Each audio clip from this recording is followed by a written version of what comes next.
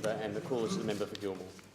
Mr. Speaker, I rise to update the House on a situation I raised last week with the procurement of Australian passport paper.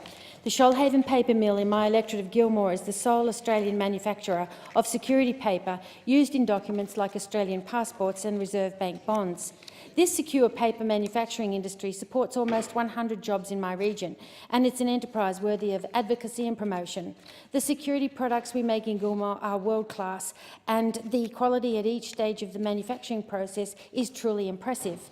Our people have unique and high-level skills. Recently, I signed the Australian Paper and Pulp Pledge, committing to use only Australian-made paper and paper products in my electorate office wherever possible. I'd like to place on record my appreciation of Karen Cole, Jack Evans and Paul Ryan of the Shoalhaven Paper Mill for bringing this issue to my attention in the first instance.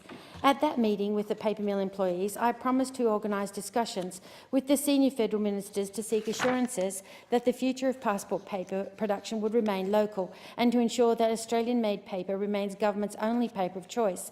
On the issue of passports, I must report to the House that I have excellent news. I've been working with the Minister and discussing the issues with her. This morning I received correspondence from the Foreign Minister, Julie Bishop. On the indulgence, Deputy Speaker, I'd like to read from that letter.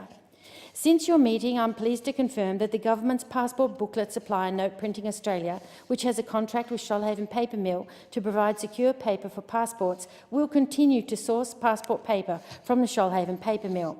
The demand for passports continues to rise. It's forecast that there will be an increase in demand of nearly 7% in the next financial year, 2014-15. It's an honour to have been able to negotiate on behalf of the over 100 Gilmore residents that rely on this manufacturing plant.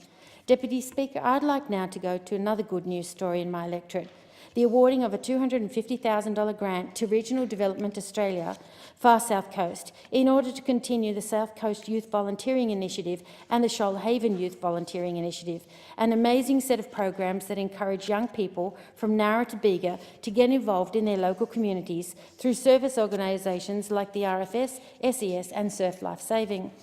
This inspiring initiative takes students from across the region and introduces them to everyday community volunteering opportunities. This program has made an especially huge difference for one school in particular. RDA Far South Coast last year was able to take more than 25 students from this school alone and was able to teach them firefighting skills, helping them to become nationally accredited volunteer firefighters. I'd like to read to the House an excerpt from one of our local papers, the South Coast Register, March 17, reporting on just how successful this program is in our region.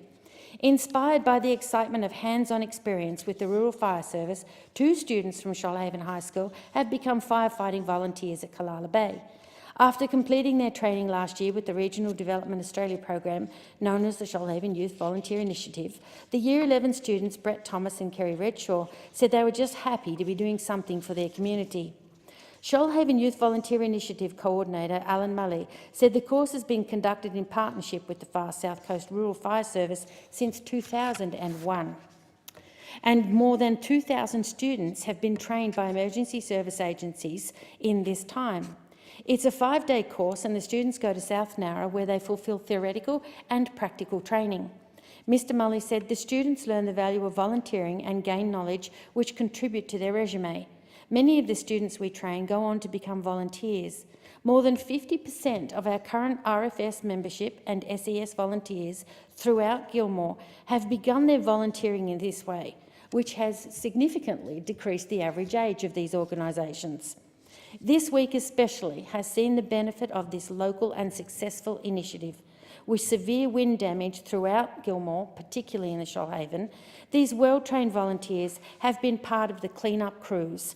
Gilmore has many wonderful beaches and we need members for 11 surf life-saving clubs. Our beaches are now much safer because of these wonderful volunteers giving their time.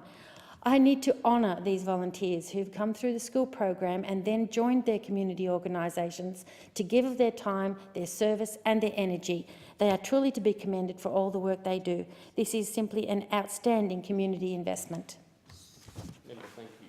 The question is that the motion be agreed to. All those of that opinion say aye. I think the ayes have it.